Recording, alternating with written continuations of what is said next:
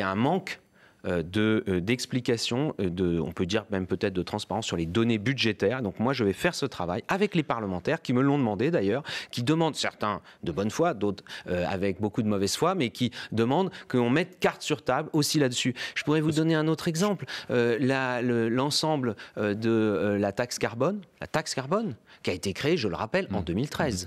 À l'époque, pour compenser le CICE d'ailleurs, sous François Hollande. Elle a été fortement augmentée en 2015. Nous poursuivons dans cette voie. C'est l'année prochaine 7,9 milliards d'euros de recettes. 7,9 milliards. Eh bien, les investissements dans les énergies renouvelables, c'est 7,3 milliards d'euros. Vous voyez, on est souvent sur des masses budgétaires très comparables entre, en effet, des recettes de la fiscalité écologique et des dépenses pour la transition écologique. Sur les 34 milliards d'euros que vous évoquiez tout à l'heure, on sait qu'il y a à peu près qu'un cinquième, il y a un peu plus de 7 milliards, 7,8 milliards qui va directement à la transition écologique. Non mais ça, ce sont des présentations budgétaires, parce qu'il y a ce qu'on appelle un compte d'affectation spéciale à la transition énergétique. Et c'est là 7,3 milliards. Mais les dépenses pour la transition écologique, elles s'expriment dans divers domaines. Et je vous dis, le budget de mon ministère, c'est 34 milliards d'euros. C'est exactement, il se trouve cette année que ça correspond exactement aux recettes de la fiscalité écologique. Mais vous savez, il y a même une part de la fiscalité écologique qui va, on peut dire, aussi aux collectivités locales. Parce que les budgets des collectivités locales sont alimentés par les taxes perçues par l'État, pour une grande part.